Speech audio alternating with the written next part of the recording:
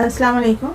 आज मैं आपको लोन्स एंड एडवांसेस का बताऊंगी कि गवर्नमेंट सर्वेंट्स जो हैं वो कितनी किस्म के लोन्स और एडवांसेस ले सकते हैं। For example house building advance ले सकते हैं, motorcycle, motor car, cycle advances, और इसके अलावा ट्रांसफ़र पे भी उनको एडवांस मिल सकता है, और टीए के मद में भी वो एडवांस ले सकते हैं।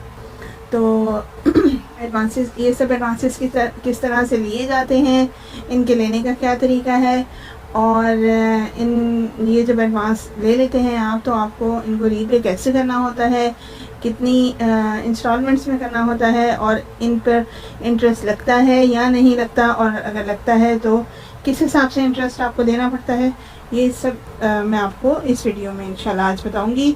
वीडियो को आखिर तक देखिएगा, और अगर मेरी वीडियो पसंद आए तो इसको काइंडली लाइक कीजिएगा, शेयर कीजिएगा दूसरों के साथ, और मेरे चैनल को सब्सक्राइब कीजिएगा।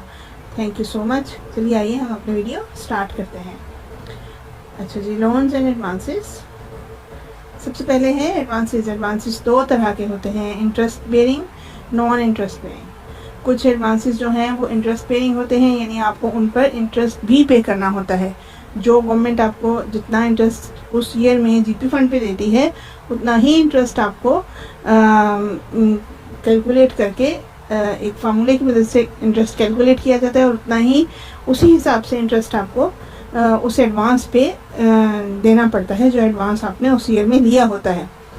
नॉन इंटरेस्ट बेरिंग ये एडवांसेस इस तरह के हैं जो जिन पर इंटरेस्ट नहीं लगता है।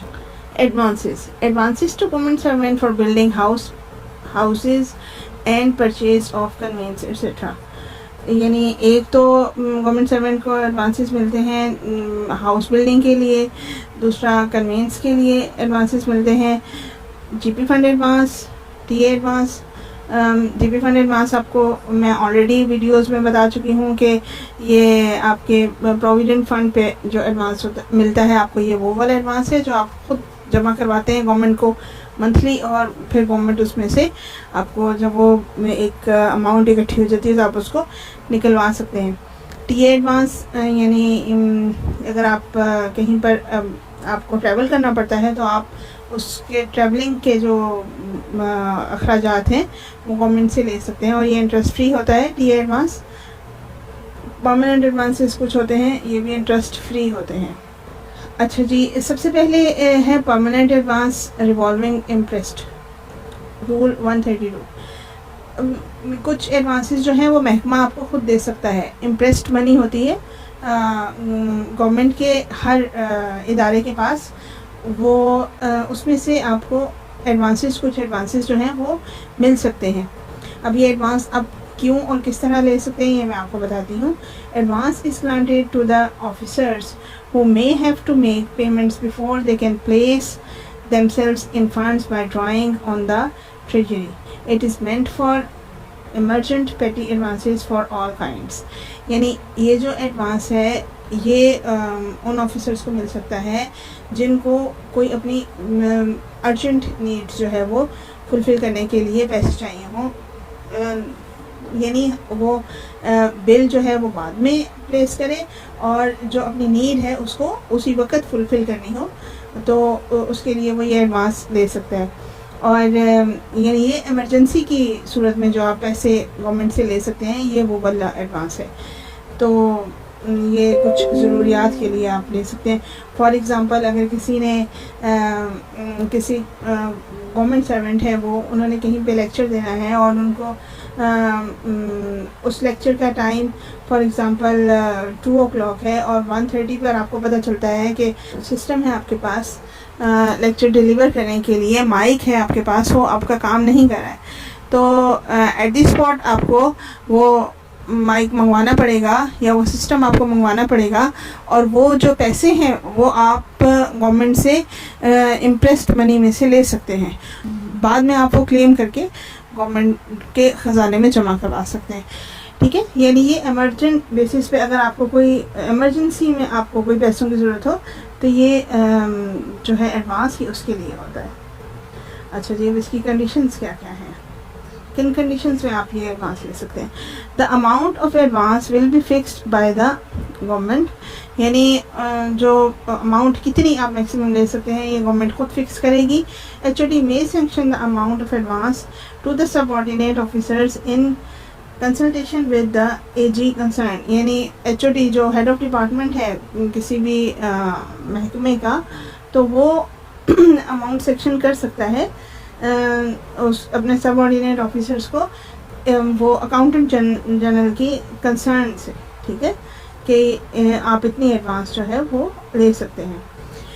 Application for grant of advance और revision of advance must be submitted through AG concern. यानी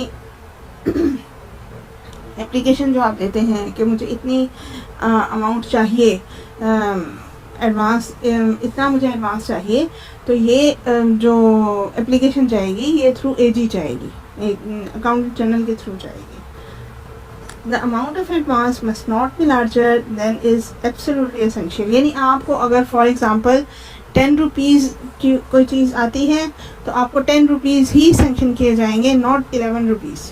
ओके, तो ये एडवांस की जो अमाउंट है वो लार्जर नहीं होनी चाहिए देन द एब्सोल्युटली एसेंशियल, जितनी कि आपको चाहिए है उससे ज़्यादा बड़ी नहीं होनी चाहिए। These advances should not be multiplied unnecessary. यानी ये जो एडवांसेस हैं इनको हमें मल्टीप्लाई नहीं करते रहना चाहिए अननेसेसरी, यानी हम इनको बढ़ा नहीं सकते हैं।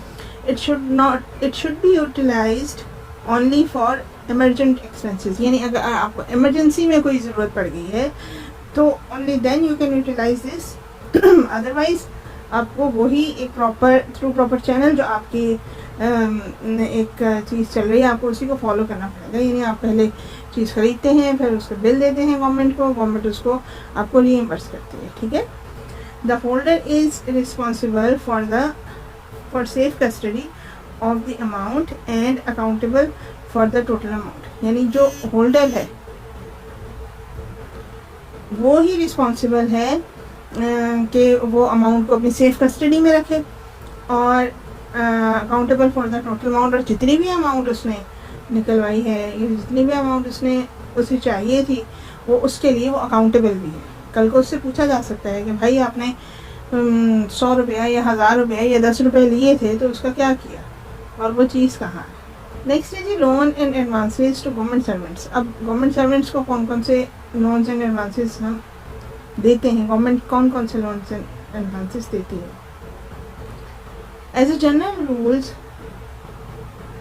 temporary government servant is not paid advances because his pay does not constitute adequate security for the advance। यानी as a general rule temporary government servant जो है उसको कोई भी एडवांस नहीं दिया जाएगा क्योंकि उसकी जो पे है वो एडिक्वेट सिक्योरिटी प्रोवाइड नहीं करती है एडवांसेस के लिए। यानी फॉर एग्जांपल अगर वो मोटर कार एडवांस लेता है तो वो 10 लाख का है और उसकी जो पे है वो यानी टेम्परेरी गवर्नमेंट सर्वेंट की श्योरिटी नहीं होती है कि उसकी जब तक वो 10 लाख वो रीपे नहीं करता है तो वो सर्वेंट रहेगा भी या नहीं रहेगा। इसलिए टेम्परेरी गवर्नमेंट सर्वेंट्स को usually as a general rule हम एडवांसेस नहीं देते हैं। No interest will be charged on the advance paid for the purchase of cycles. जो परचेज ऑफ साइकिल है उसके लिए कोई भी इंटरेस्ट किसी से भी नहीं लिया जाएगा। No interest will be charged from government servants in BPS 1 to 15 on house building advance। यानी अगर 1 to 15 के BPS 1 to 15 के गवर्नमेंट सर्वेंट्स हैं वो हाउस बिल्डिंग एडवांस लेते हैं तो उनसे कोई इंटरेस्ट नहीं लिया जाएगा। No interest will be charged from BPS 16 officers when advance was sanctioned he was in BPS 15 or below। यानी BPS 16 के जो ऑफिसर्स हैं अगर उन्होंने जब एडवांस लिया तो वो BPS 15 में थे तो उनसे भी इंटरेस्ट नहीं लिया जाएगा। यानी अब वो BPS 16 में है जब उनका एडवांस ख़त्म हुआ है, लेकिन जब उन्होंने एडवांस स्टार्ट किया तो वो BPS 15 में थे या बिलो में थे तो उनसे भी उस एडवांस पर इंटरेस्ट नहीं लिया जाएगा। और रिवर्जन टू BPS 15 और below interest will be charged. यानी अगर आप रिवर्ट हो जाते हो किसी भी वजह से BPS 16 में थे और BPS 15 में चले गए हो या बिलो चले गए हो तो आपसे इंटरेस्ट लिया जाएगा, आपसे इंटरेस्ट चार्ज किया जाएगा। यानी आपने जब इंटरेस्ट लिया तो आप BPS 16 में थे और आप किसी भी वजह से रिवर्ट हो गए हो, आप BPS 15 में चले गए हो वापस, या BPS 15 से बिलो चले गए हो, तो तब आपसे इंटरेस्ट लिया जाएगा. No interest will be charged who does not claim interest on his GP fund. यानी एज अ जनरल रूल, अगर आप अपने GP फंड पे इंटरेस्ट क्लेम नहीं कर रहे हो, आपने अपना GP फंड जो है वो इंटरेस्ट फ्री रखा हुआ है, तो आपसे इंटरेस्ट ना मोटरसाइकिल एडवांस पे लिया जाएगा, ना हाउस बिल्डिंग एडवांस पे लिया जाएगा, ना ही मोटर कार एडवांस पे लिया जाएगा. House building advance, the advance is granted only once in service for the construction of new house. जो एडवांस है हाउस बिल्डिंग एडवांस, वो only once in service grant किया जाता है, यानी सिर्फ सर्विस में सिर्फ एक दफ़ा वो ग्रांट किया जाएगा न्यू हाउस बनाने के लिए. ठीक है.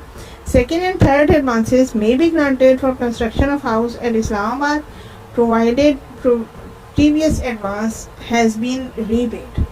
यानी सेकेंड और थर्ड एडवांस उस सूरत में आपको ग्रांट किया जा सकता है अगर आपने इस्लामाबाद में हाउस की कंस्ट्रक्शन करनी हो और आपके जो पिछला जो आपका एडवांस है वो आप रीपे कर चुके हैं.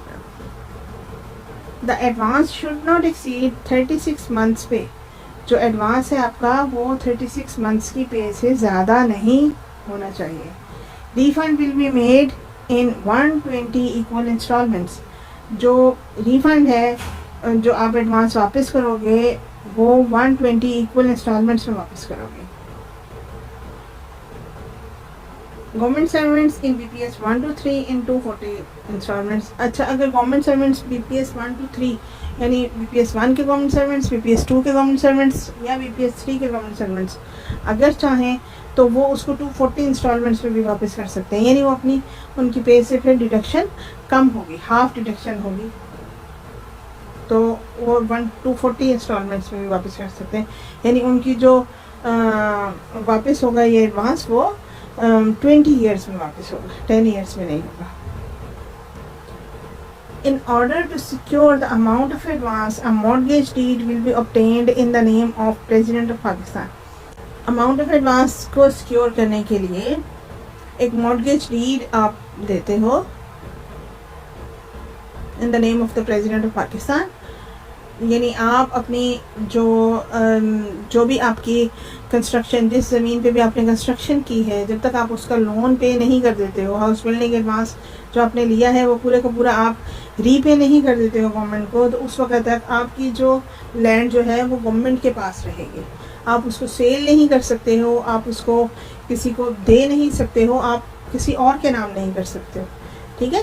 यानी ये एक गवर्नमेंट के पास सिक्योरिटी होती है कि आप वो अमाउंट वापस करोगे.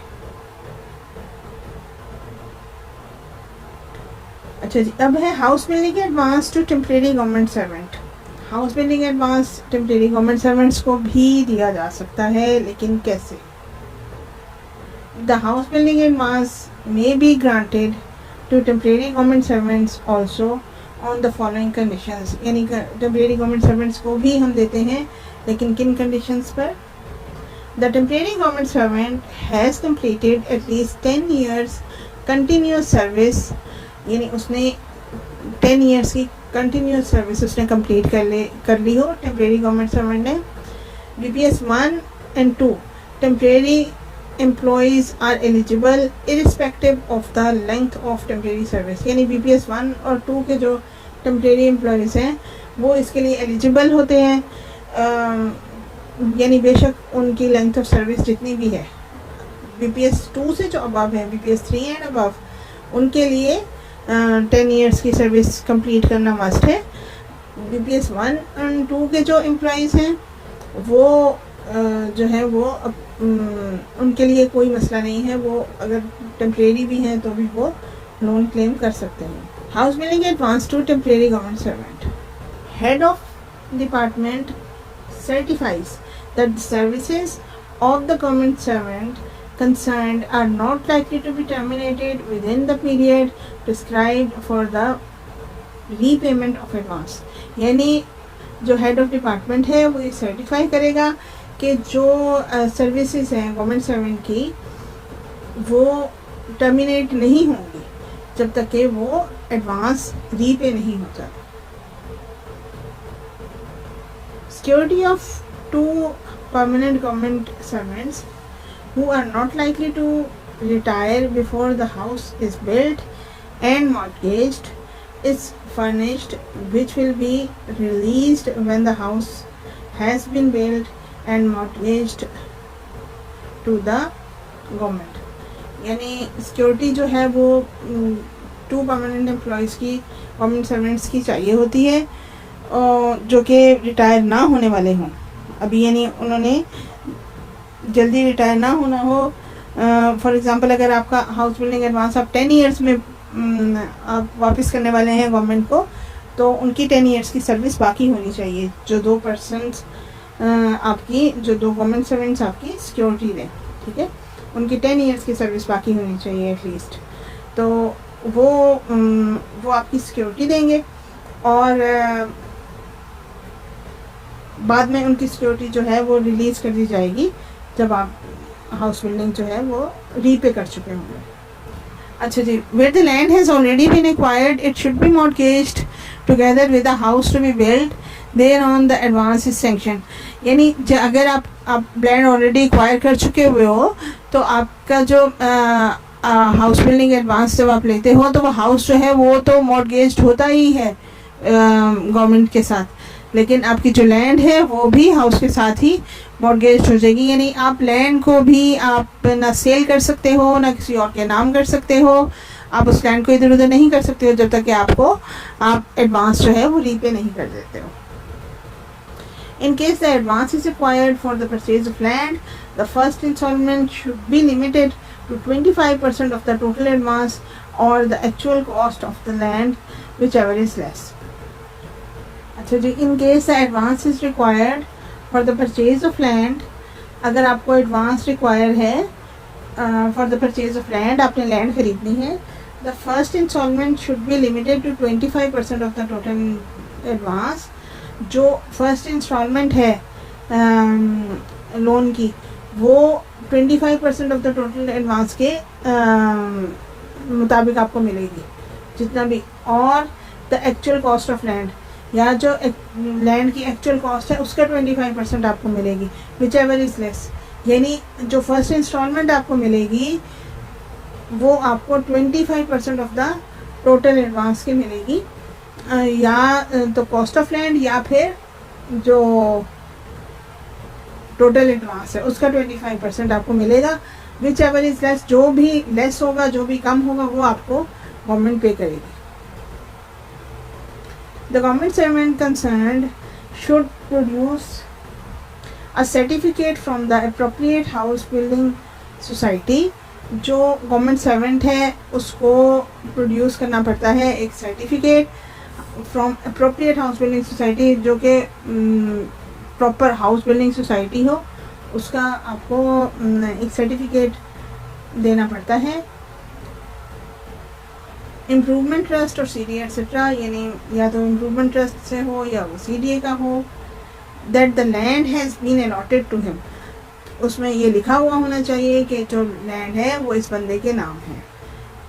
This should also indicate the price and amount of instalment immediately payable after allotment, और उस पर ये भी लिखा होना चाहिए, ये भी मेंशन होना चाहिए कि जो प्राइस है और द अमाउंट ऑफ इंस्टॉलमेंट, कि जो उसकी टोटल प्राइस कितनी है और अमाउंट ऑफ इंस्टॉलमेंट कितनी है जो कि आपने इमीडिएटली पे करनी है आफ्टर अलॉटमेंट। अलॉटमेंट के बाद जो आपने इमीडिएटली पे करनी है वो कितनी है।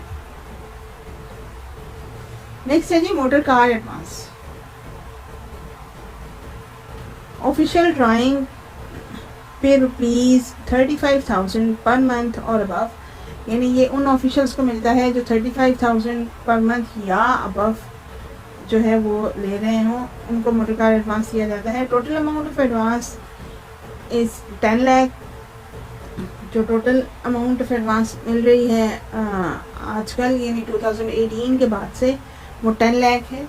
Second advance can be granted subject to clearance और क्लियरेंस ऑफ प्रीवियस एडवांस, यानी सेकेंड एडवांस भी आप ले सकते हैं अगर आप प्रीवियस एडवांस जो है वो अपना क्लियर कर दें। रिकवरी इन 60 इक्वल इंस्टॉलमेंट्स, ये जो रिकवरी है वो 60 इक्वल इंस्टॉलमेंट। इंटरेस्ट आपको जो लगेगा वो आप पे करोगे इन 1 और मोर इंस्टॉलमेंट्स, यानी आप जो मोटर कार एडवांस पर 10 लाख पर जो आपको इंटरेस्ट होगा बनेगा वो आप 1 और मोर इंस्टॉलमेंट्स वो आप पे करोगे। Following documents should be provided to AG, और इसके लिए आपको कौन कौन से डॉक्यूमेंट्स जो हैं वो अकाउंटेंट जनरल को प्रोवाइड करने होते हैं। सबसे पहले vendor receipt, mortgage bond, insurance policy, a letter in form GFR 18। यानी सबसे पहले आपने वेंडर रिसीट देनी है कि हमने ये ख़रीद ली है, मोटर कार ख़रीद ली है। सेकेंडली हमने उसका मॉर्गेज बॉन्ड देना होता है। मोटर कार जब तक आप उसको उसकी जो प्राइस है जो आपने उसके लिए एडवांस लिया है वो आप गवर्नमेंट को रीपे नहीं कर देते हो, उस वक़्त तक आप जो है वो उस मोटर कार को ना तो सेल कर सकते हो ना किसी और के नाम कर सकते हो। थर्ड है इंश्योरेंस पॉलिसी। इंश्योरेंस पॉलिसी जो है वो आपको देनी होती है कि इन केस ऑफ के मोटर कार को कोई प्रॉब्लम हो जाए तो आपको इंश्योरेंस पॉलिसी उसके लिए देनी होती है। A letter in form GFR 18 के GFR 18 आपको देना होता है। GFR 18 में आपको श्योरिटी देनी पड़ती है 2 बंदों की कि आप ये जो लोन आपने लिए हैं वो आप पे बैक करोगे। मोटरसाइकिल एडवांस ड्राइंग पे ₹15,001 to 34,999, यानी अब इसमें ऑफिशियल जो है वो पे ड्रॉ कर रहा है 15,001 से लेकर 34,999 रुपये तक, 15,001 रुपीज़ से लेकर 34,999 रुपीज़ तक। और ये इनको लोन या एडवांस ये कितना मिलेगा, ये 18 मंथ्स पे मिलेगी इनको या ₹10 लाख, नो सॉरी 10 लाख नहीं 1 लाख या ₹1 लाख मिलेंगे। The conditions are other conditions are same as in MCA, और जो बाकी की कंडीशंस हैं वो सारी की सारी वो ही रहेंगी जो मोटर कार एडवांस के लिए मैं आपको बता चुकी। थर्ड है बाइसिकल एडवांस। बाइसिकल एडवांस का मैं आपको पहले भी बता चुकी हूँ कि ये जो अमाउंट है इस पर आपको इंटरेस्ट नहीं देना पड़ता है। Can be granted to a temporary और permanent official in receipt of pay not exceeding ₹15,000। ये उन गवर्नमेंट सर्वेंट को मिल सकता है जिनकी पे जो है वो 15,000 से अबव नहीं होती है। Amount of advance should not exceed ₹10,000। आपको ये जो अमाउंट ऑफ एडवांस है वो 10,000 मिलती है साइकिल एडवांस के लिए। Official with 3 years service at his credit, official जो जिसकी 3 years सर्विस हो उसके क्रेडिट पे 3 years की सर्विस हो वो ये एडवांस ले सकता है। अच्छा, sanctioning authority should satisfy itself that the government servant shall continue in service till the completion of recovery. जो सैंक्शनिंग अथॉरिटी है उसको ये मेक श्योर करना चाहिए कि जो गवर्नमेंट सर्वेंट जिसने ये एडवांस लिया है साइकिल एडवांस वाला वो अपनी सर्विस कंप्लीट करेगा till the completion of recovery, जब तक उसकी रिकवरी नहीं हो जाती है। सेकेंड एडवांस इज़ अलाउड, और इसमें सेकेंड एडवांस भी आप ले सकते हो अगर आपका एक एडवांस ख़त्म हो जाता है तो। अब है bicycle, motor car, motorcycle advance. तीनों एडवांसेस को हमने एक जगह पे लिख दिया है। सबसे पहले सीरियल नंबर, फिर है टाइप ऑफ एडवांस, फिर एलिजिबिलिटी और फिर अमाउंट।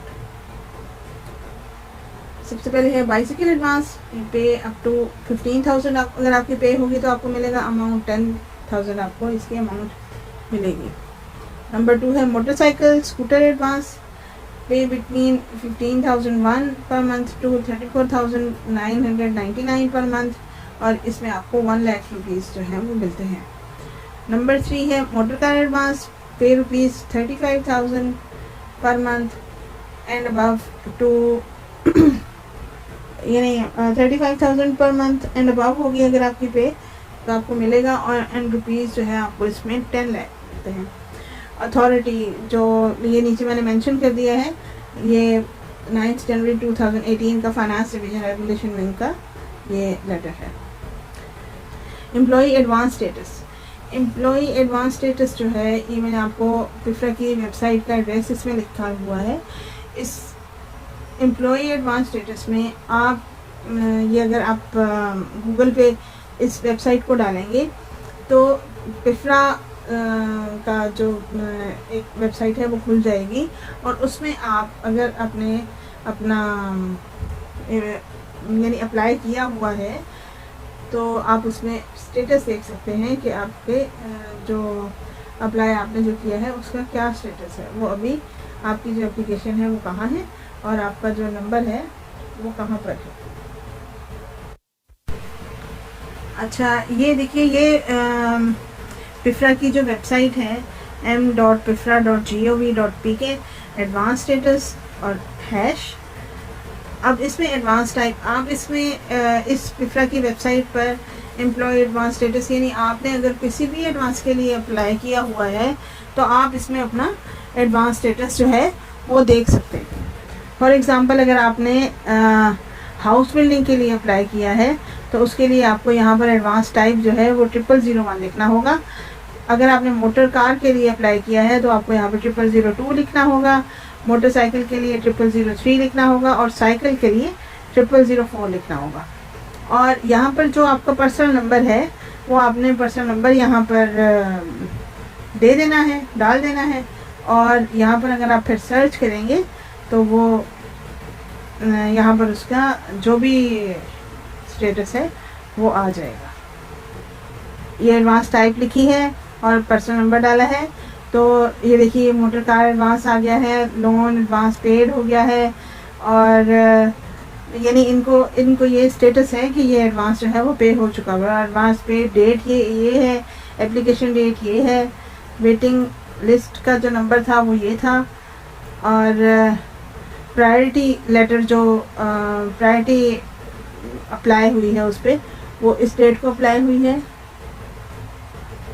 और टोटल बेसिक पे इनकी इतनी थी, और एप्लीकेशन की डेट इनकी थी 21/1/2020, और प्रायोरिटी अपडेट जो थी इनका अपना नंबर होता है।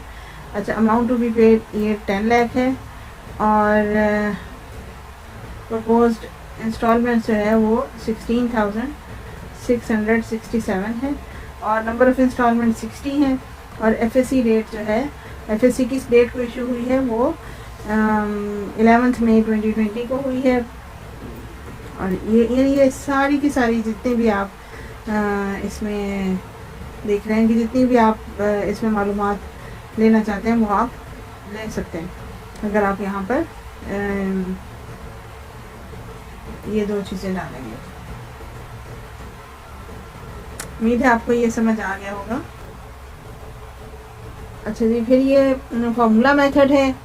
फार्मूला मेथड में आप इसको कैलकुलेट कर सकते हैं कि आपका जो इंटरेस्ट है वो किस तरह से आपका इंटरेस्ट जो है वो बनेगा और वो कितना बनेगा आपका इंटरेस्ट।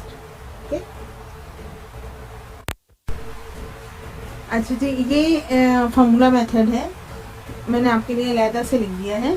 फार्मूला मेथड में आप प्रिंसिपल अमाउंट लिखते हो प्लस लास्ट इंस्टॉलमेंट लिखते हो, यानी प्रिंसिपल अमाउंट आपको कितनी मिली है उसमें आपने लास्ट इंस्टॉलमेंट जो है वो जमा करनी है, multiply by rate of interest, जो रेट ऑफ इंटरेस्ट उस ईयर का रेट ऑफ इंटरेस्ट है, यानी जिस ईयर में आपने ये एडवांस लिया था। और आप इंटरेस्ट देते तो उस वक़्त हो इंटरेस्ट पे तो उस वक्त करते हो जब आपका एडवांस ख़त्म हो जाता है। यानी फॉर एग्जांपल अगर आपने HBA लिया है तो वो 10 साल के बाद आप उसका इंटरेस्ट पे कर रहे हो, लेकिन आपने इंटरेस्ट किस रेट पर देना है वो इंटरेस्ट होगा जिस ईयर में आपने एडवांस लिया था, multiply by number of instalments, कितनी इंस्टॉलमेंट्स में आपने ये जो इंटरेस्ट है वो वापस किया है, डिवाइडेड बाय 2400। इसको हमने इन सब को 2400 से डिवाइड कर देना है। इसमें मैं आपको एक काम की बात बताती चलूँ कि नंबर ऑफ़ इंस्टॉलमेंट से रेट ऑफ इंटरेस्ट पर फ़र्क पड़ता है। अगर आप कम इंस्टॉलमेंट्स में गवर्नमेंट को लोन रीपे कर देते हैं। फॉर एग्ज़ाम्पल अगर आपकी 60 इंस्टॉलमेंट्स बनती हैं मोटर कार एडवांस की या मोटरसाइकिल एडवांस की, और आप वो इंस्टॉलमेंट्स जो हैं वो ही जो एडवांस है वो 30 इंस्टॉलमेंट्स में वापस कर देते हो, तो आपको इंटरेस्ट कम देना पड़ेगा। और अगर आप वो इंस्टॉलमेंट 60 इंस्टॉलमेंट्स जितनी बनती हैं उसी में वापस करोगे तो आपको इंटरेस्ट जो है वो ज़्यादा देना पड़ेगा। ठीक है,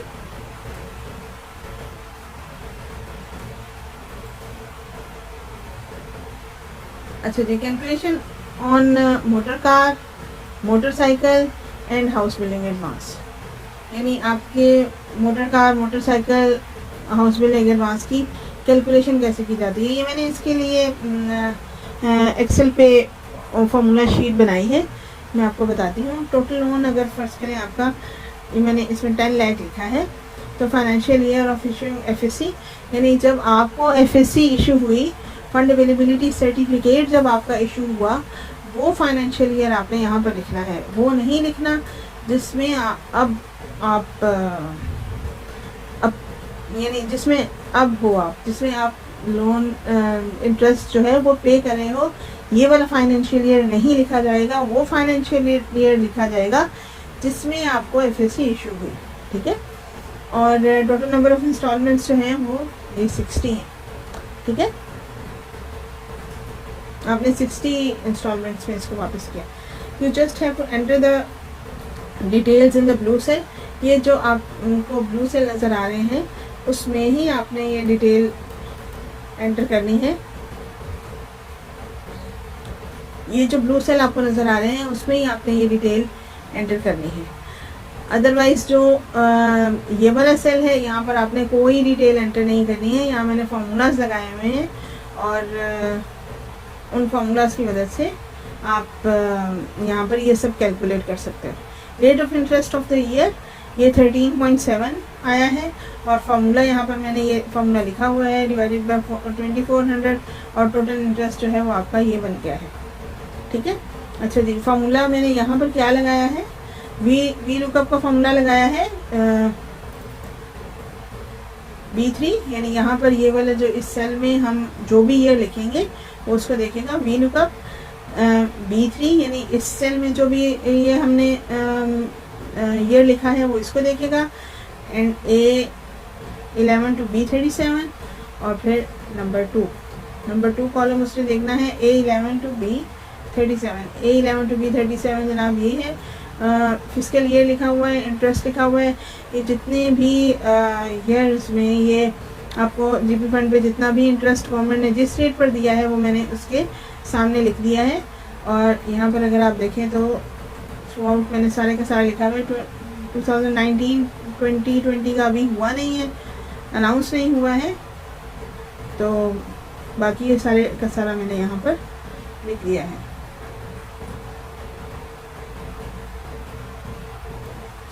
तो वी लुकअप B3, यानी ये B3 का जो ये वाला सेल है ये लिखेंगे हम, और फिर हम उसकी रेंज लिखेंगे A11 टू B37।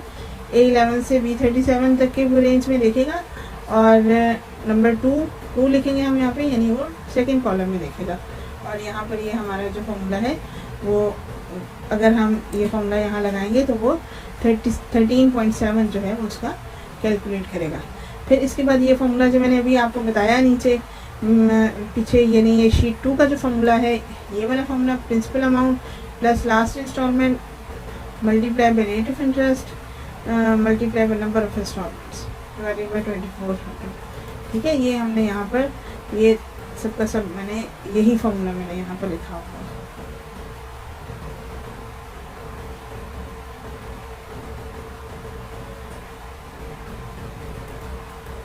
यानी principal amount multiply by total number of instalments 60 plus 1 कर दें तो भी वही बात है, या principal amount plus last instalment कर दें तब भी एक ही बात है।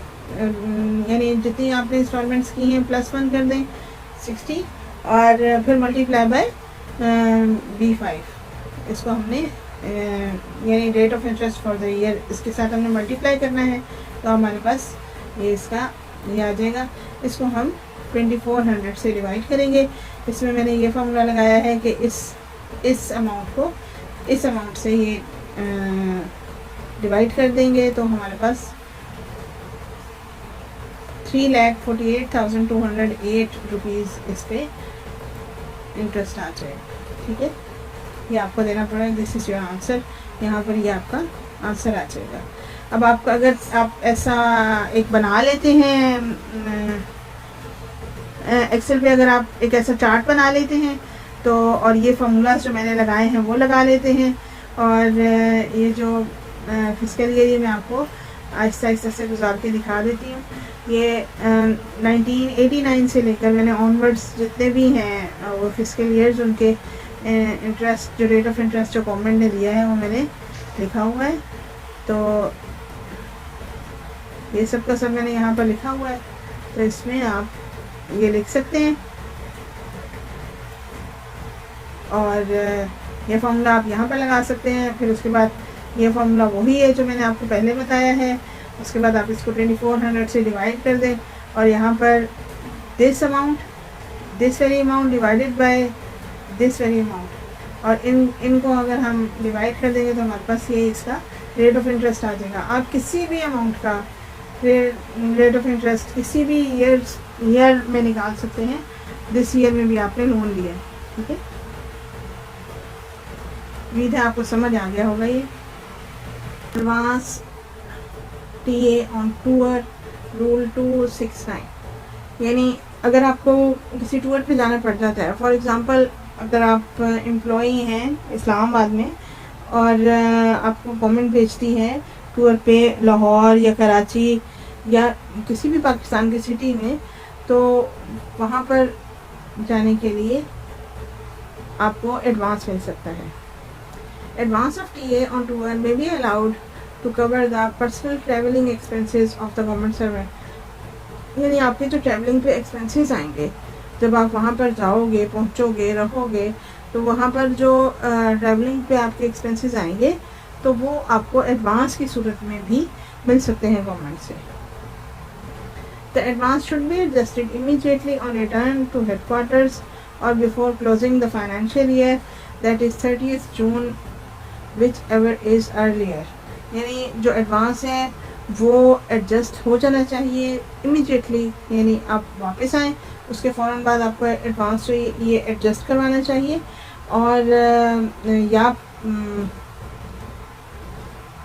ऑन रिटर्न टू हेडक्वार्टर, यानी आप अपने फॉर एग्जांपल अगर आप इस्लामाबाद से गए हो कराची, तो आपको इस्लामाबाद वापस पहुंचते ही, हेडक्वार्टर आपका इस्लामाबाद है, आपको इस्लामाबाद वापस पहुंचते ही इस एडवांस को एडजस्ट करवाना चाहिए।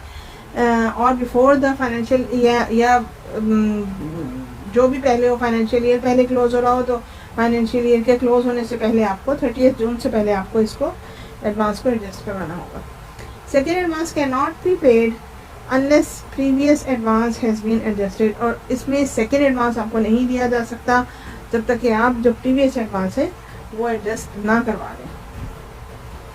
एडवांस ऑन ट्रांसफ़र रूल 265, अगर आपकी गवर्नमेंट ट्रांसफ़र कर देती है, फॉर एग्ज़ाम्पल एक जगह से आपको दूसरी जगह, एक शहर से दूसरे शहर आपको भेजा जा रहा है, तो भी आपको एडवांस मिल सकता है।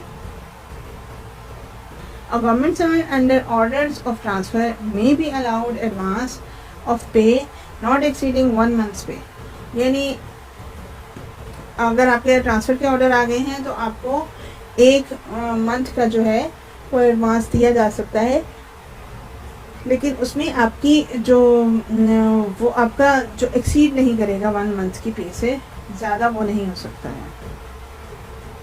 You may be allowed advance of travelling allowance as admissible under the rules, यानी उसको ट्रैवलिंग अलाउंस भी अलाउ किया जा सकता है जो भी अंडर द रूल्स उसको एडमिसिबल हो।